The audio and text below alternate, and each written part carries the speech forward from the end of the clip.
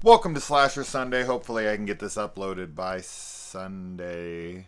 No, it doesn't look like I'm going to be able to. I've been trying to record this all damn day, and I wanted to record it last night, but I fucking fell asleep. I was so tired. So, anyways, I'll get this up and Monster Monday basically at the exact same time. Oh well. Deal with it. Anyway, all right, so this was recommended by Courtney Calcutt, who I had asked everyone on my Patreon what films they would like to see me cover for Slasher Sunday and Monster Monday. Just throw out randoms and maybe I'll do some. And if I do, I'll give you a shout out. So, Courtney, thank you for this one. I planned on doing it. So, when I saw it, I was like, perfect. I just did the 2014 one. So, let's do the 1987 one. I think both of those dates are accurate. Anyway, so this is currently on Tubi, I think. From what I saw, it's on Tubi. I do own it, so I was good to go, but I'm pretty sure it's on Tubi. So check it out. I think it's over there. One thing that's really cool about this movie is that it is pretty straightforward as far as the killer goes. A lot of these movies would typically option for the whodunit, especially with this many characters. There's so many characters. It would typically play out with the whole who's doing the killings of the cast. And this one is just a straight up killer that comes from a mental institution, and it's never really questioned who it is, even though he wears a disguise. So that's just it. Typically with these, I'm going to have to think about this now that I said typically, because Michael Myers definitely wears a disguise. But Slumber Party Massacre killer, the driller killer kind of guy, he doesn't wear a disguise. So I'd have to think of a few examples, but for some reason I'm thinking typically people if it is the killer, but then maybe I'm not right on this. Whatever, it doesn't matter. Regardless, he wears a disguise even though we know who he is all I'm saying. So, and that's just to add to the uniqueness and the memorability of the character. So maybe I'm completely off on this, and maybe most slasher villains who are known from the get still wear a disguise anyways. That's probably actually more typical. For some reason, I was thinking of the Slumber Party Massacre guy, and then I was like, is it all like that? Probably not. Probably more so on the disguise side. So I don't know what the fuck I'm talking about. All right. So let's talk about it. This is starts with a stage play. It of course feels like it's a real opening, but then it morphs into this stage play, and we have this director who's a total prick. This guy has just no care for human life or people or anything. He is a piece of shit. And actually probably one of my bigger downsides of the movie. And not because he's a piece of shit. You expect these from these movies. But that his death in the movie, although it is good, it is actually one of the best kills in the entire film. It feels very unsatisfying. Like, I felt like it should have come at a better moment, and it should have had more impact than it did. It just felt like he was one of the bodies. Like when he's getting killed, it just feels like one of any of the characters. Like I wanted to clap for that moment. And I'm not really exactly sure how. I guess it would have been the event it took place in.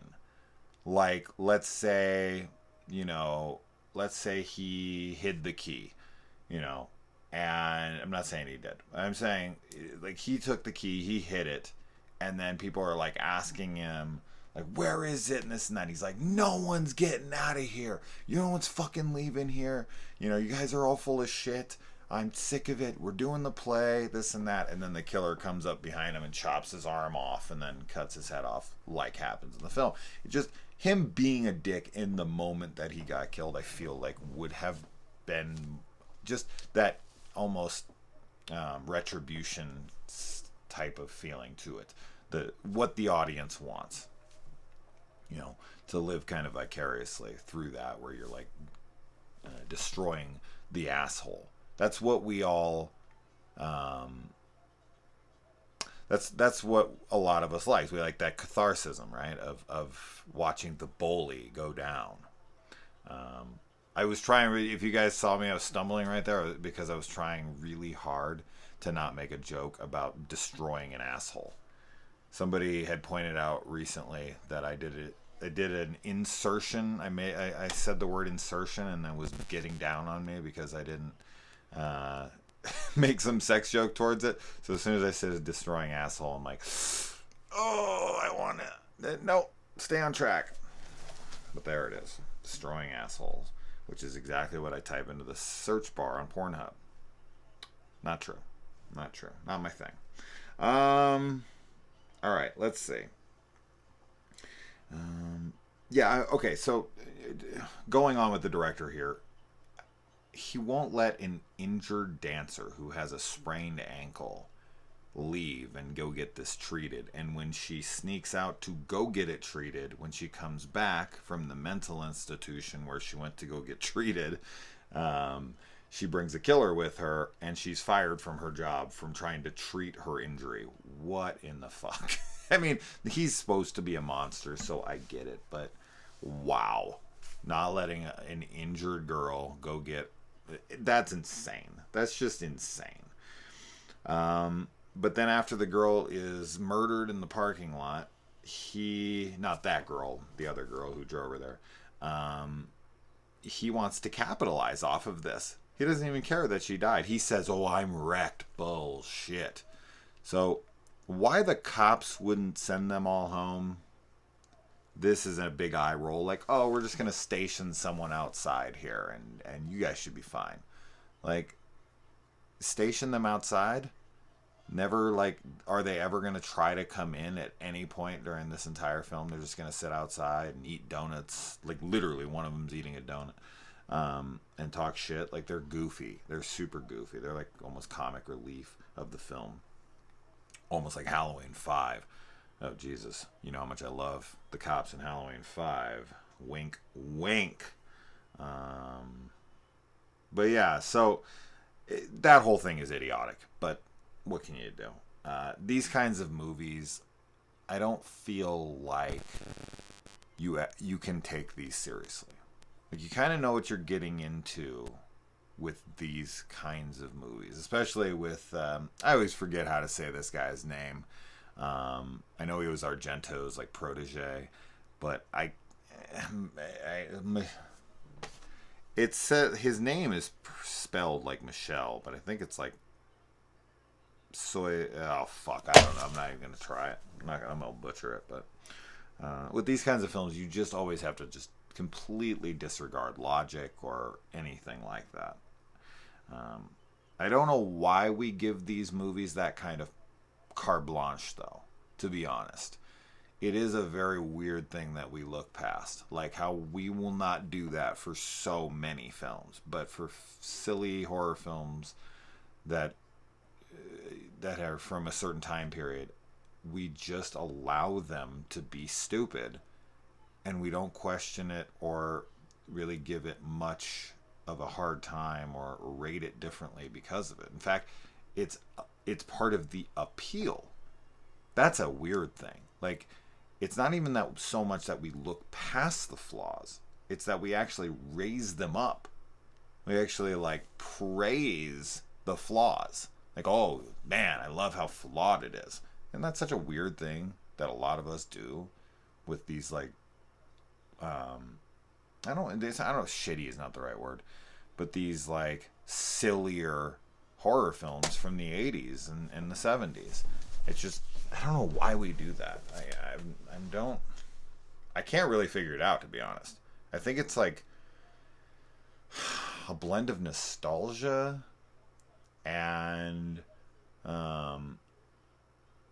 I feel like it's the only thing that gives it a fighting chance. Because if we were to take these movies seriously, we'd hate them.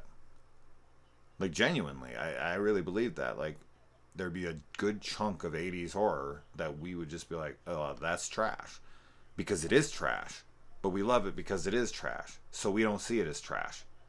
Or we see it as trash, but we consider that, like, you know, good trash. It's something that we enjoy. I don't know. Anyway, I'm talking about this way, way too much. Um, but like after he comes up with this idea of naming the killer of the girl outside the killer in the play, he's like, "Oh, we're gonna change the name to match this Irving freaking killer guy." Then he gives everyone 10 whole minutes to mourn her death. 10 minutes. He literally says, like, take 10 minutes to mourn your friend's death, and then let's get back to it. 10 minutes to mourn a coworker, a friend's death. Sure, 10 minutes. That sounds like an adequate amount of time. What an asshole. And then the music in this is pretty rad overall, except for there is one bit of music that plays a decent amount through it, and it sounds almost identical. In fact, I wouldn't even be surprised if it was, but it's almost identical to Big Trouble in Little China. I mean, it is really, really close. Like, I would have to hear them side by side. And in fact, I want to like IMDb this and see this, because dude, it's straight up Big Trouble in Little China. And then there's this girl and she's acting it out, and then they figure out that the killer is actually on stage and actually stabs her to death. That's pretty cool, because you always think in those scenes it's going to be someone who's playing a prank, which really wouldn't bode well for that character, because it would be like, dude, really? Someone was just murdered that and you're going to jokingly kill somebody on stage? So I'm glad they didn't go down that route, but these kinds of movies always do that shit. The kills in this movie are okay. I mean, some are much better than others, but if I had to rate the kills overall, it's just kind of whatever. Like, some are good, some are very generic and bland. So, overall, not super impressed. But the drill through the chest is okay. Kind of reminds me of something like from Slumber Party Massacre. I like how the girl is like going down into that hole in the floorboards, and then she gets cut in half. The guy pulls up her body. She's cut in half, and then his instant reaction to that is to jump right into the dark hole. I don't think I've ever seen that before in any movie ever. Like, somebody gets cut in half inside a dark hole, and the guy is just like, doesn't even really say anything. He just jumps down in there. And I do like the reaction of the other guy, because he pretty much mirrored my sentiments. I was just like, what the fuck are you doing? And it's almost verbatim what the guy said. And I was like, dude, seriously, what are you doing? And it's hilarious, because what happens is exactly what you would expect to happen in reality. You just saw a girl chopped in half. You jump into the hole where she's chopped in half. What do you think is gonna happen? He dies instantly. The killer kills him instantaneously. Obviously. Like, what was his plan? I'm going to jump down into the dark hole. I'm going to readjust my vision to try to figure it out. And then I'm going to get my bearings. I'm going to focus on my attacker. And I'm going to take him down. All while the killer's already down there with a weapon that could kill a girl and cut her in half in a second. And he's already kind of acclimated himself to the elements, and he's sitting there waiting, and he doesn't have to get his footing. He doesn't have to jump down to something to maybe fall, not knowing how fucking big the jump is. Or I guess he's just in the moment, right? It's just like, fuck it, I'm gonna get him. This is such a bad plan. It's just such a bad plan. I don't know. I would assume that if you were to recreate this scenario in reality, exactly the same, with a bunch of people, and you were to have a guy, like a million different guys in that situation, some of them would jump into the hole. I do believe that. And so I don't want to sit here and say like no one would do that. In fact, I want to basically just take that out of my vocabulary when I talk about these movies. Like, nobody would do that. Nobody? Okay, most people. I wouldn't. I sure as fuck would. I wouldn't. My first intention would not be to jump down into that hole, right? Would it be yours? I don't think so. But neither of us can say that for 100% guarantee. But yeah, it would. I always want that. I think I've mentioned that on the channel before, but I've always wanted to be able to, in almost like a virtual reality setting, see how people would genuinely react to different things. Like, I would love to see how I would react. Like, take my brain, copy it exactly how it is, and then put it into a simulation program where it doesn't know it's simulated, and then, do millions of different versions of events, and then see how I would handle a plane crash, see how I would handle, a shooting in a movie theater, see how I would love to see what I would actually do. Like, there would definitely be a bunch of times where I would be super disappointed in myself, and I'd be like, oh my God, you did all the things that I give people shit for in movies doing. And then sometimes I'd be like, yeah, fuck yes! Yes, good job, Jason. Pat myself on the back for doing what I would do. I mean, wouldn't that be awesome? Wouldn't that be awesome to see? Although some people probably would be like, no, I don't want to see that because I know I'd be a pussy. I know I'd fuck things up. I know I wouldn't do anything good. Yeah, I don't know. How? I don't know. What would I do? What would I do in so many different situations? You never know until they happen. So, but I wouldn't jump into that hole. I'm like 100% positive. In fact, I'm 100% positive I would not jump into that hole. Anyway. Let's see.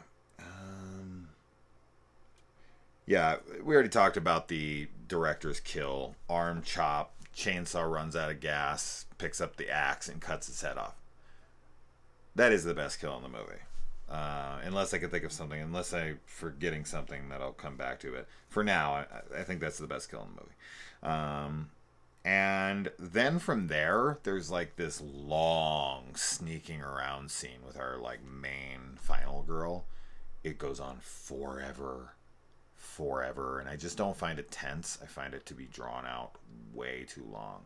And she sees him like, prepping the bodies up on stage, which I like. He puts everyone up on stage, and then, feathers are everywhere, and he's sitting there with them, and he's the killer is some actor that went crazy and killed a bunch of people, so he's coming back to the stage, and I don't know, he's setting the stage, I guess. I like that. I like that idea, but it just takes too damn long to get there. That's like all I literally have written down here for probably that 15-minute scene is so much sneaking around. That's it. That's the only fucking note I have for that entire length of time. Nothing happens in that scene, in that time. Because I look at movies like Halloween, where Laurie goes across the street to the Wallace house and she investigates, and she goes and, she goes upstairs when she eventually finds Annie's body. That is a longer sequence, but it's very tense because the stage has kind of already been set.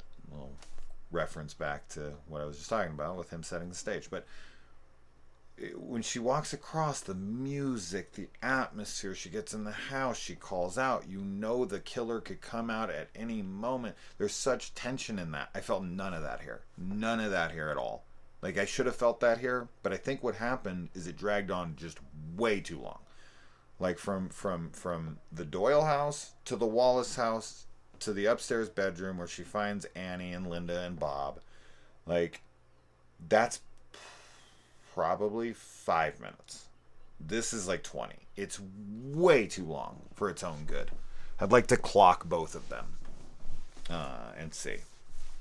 But anyways, moving on. It's probably only like 7 minutes or something, but it just felt like forever.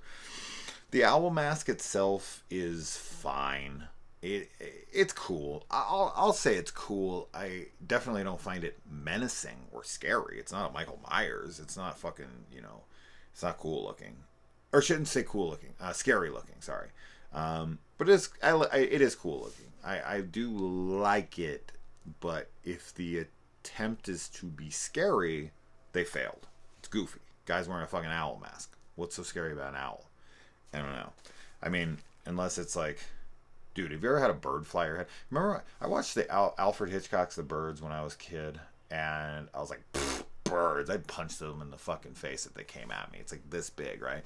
Okay, there are much bigger birds in the world. There's huge birds. Owls being one of them. Falcons, fucking, eagles, all sorts of shit. But if you ever had a bird almost hit you, I have a few times, where they fly by and they're like really close to you. It's fucking terrifying. And that's like a pigeon, man. That's like nothing. I couldn't imagine some giant freaking bird, especially those ones that have like 4-6 foot wingspans. You imagine one of those coming and fucking after you and hitting you, dude. Like if like a whole flock of birds came down and just was like slamming into you, it'd be fucking terrifying, right? Anyways, so maybe owls are scary. I don't know, but the owl mask isn't all scary. And so she finally gets a hold of the key, and then she goes over to the door, and I don't understand this scene at all. She puts the key in the lock. Is it like a wind-up toy? She spins that fucking key legitimately 20 times. She's just like keeps spinning the key, keeps spinning the key. I expected her to like hit it like a top, and it was gonna. What is up with that? Because then she comes back to it later, and she turns it, and it opens, and she walks out. Why did she have to turn it so many times while he was stalking and approaching her? I don't understand this. It's so confusing to me. Whatever, doesn't matter. And then they go up to the scaffolding, and they're out there on the catwalk, and started singing "Right Said Fred" in my head. And they have their big fight, and then he drops down, but he grabs onto the rope. Or I'm sorry, it's like an extension cord, and then that falls down, and then he almost hits the ground. He's like a foot above the ground, but then he decides that he's gonna like try to get his presidential physical fitness award. So he like tries to like climb it, arm after arm, all the way up to pursue his victim. And she's chopping at the cord, and he just continues to keep Why, if he's only like a foot above the ground, would he not just drop down and then come up back after her? Like, trying to climb that fucking rope. And the dude's been sitting in a mental institution for years. He hasn't been doing any arm workouts. You don't have any idea how hard it is to climb that high with just your arms. Dude, it's fucking impossible. Not, okay, impossible is a ridiculous word, but near impossible. It is so much upper body strength. It is so much conditioning. It is insane, because this is just some little fucking extension cord. He couldn't use his feet on that, really. It would be all arms, and it's probably 50 feet up. Try to scale a 50-foot freaking line of electrical wire. Get the fuck out of here. There's no way. I work out a decent amount, but there's not a chance in hell I could do that. Not even close. I couldn't even get up 10 feet, 15 feet. Okay, I don't know how far I could get up. But with just your arms, imagine just one after the other. Dude, there's no way.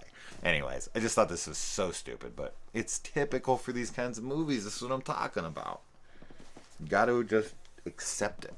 So then she comes down, and she gets near him, and he grabs at her, so she lights him on fire. And this guy has obviously, he's working out a lot in jail there, but he has not learned to stop, drop, and roll, which you should know. If you're on fire, roll around. So that you can catch the entire place on fire, and that you can all burn to death together. You're taking it all with me. And then the oblivious cops are still sitting out there protecting them. These fucking assholes. The style of the film is cool. I can definitely understand why this guy was thought to possibly be like a replacement for Argento, or like his protege, but protege, sorry, not prodigy. I'm a fire starter. Prodigy.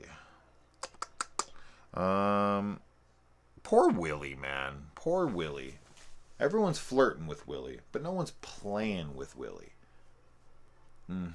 Poor Willie. This guy. Every time they want something from Willie, they're like, oh, but Willie. And she's like rubbing on his face and his dick's getting all hard. And she's like, he's like, okay, I'll help you, but can you like suck it this time? And she's like, maybe. And he walks over to the door and he opens it up and he's like, now? And she's like, oh no, Willie, sorry, you're gonna have to put Willie away for a bit, but I'll call you when I need you again. So sorry, Willie. And then he saves her life. What an asshole. Now, why they say the cops wouldn't let them back in. They're like, oh, Willie just so happens to be riding by on his bike right in that moment. Like, what's Willie doing? Laps? He just so happens to be riding up right in that moment, and he's like, oh, the cops said to not let anyone in. Then why the fuck are you there? Why are you there, Willie? You're not supposed to let anybody in. Then why the fuck are you there? And why do you even have a key? Doesn't make any sense. It doesn't make any sense. But I guess Willie's just doing laps. He's trying to get in shape so that they'll play with his Willie, right? Maybe. After he shoots this dude in the head, he should fucking maybe she should extend him just a little handy, just something for Willie, because he was quite handy in saving her life. But he's a little too repetitive for my liking. I do not like repetitiveness or redundancies. It drives me insane. So he sits there and he's like, I shot him right between the eyes. Just like I said, right between the eyes. Just like I said, right behind the eyes. Oh my God, he says it so many fucking he says it so many times. But he's like giving her shit about how how she doesn't know how to use a gun, and he's like keeps trying to tell her like, no, you didn't even chamber a bullet. Or you didn't take the safety off. You didn't do this. And then he comes back and he's like, told you so. That's what happens when you don't bang a guy for so long and you tease him for too long. He starts rubbing shit in your face. Besides his dick. Or maybe that too. I don't know. This must be one hell of a watch she's coming back for. This must be fucking Bruce Willis's watch from Pulp Fiction that his dad had stuffed up his ass. That he died from dysentery to fucking try to get to him. And then the killer smiles, dude. This is so stupid. I was like, oh, come on, it's so lame.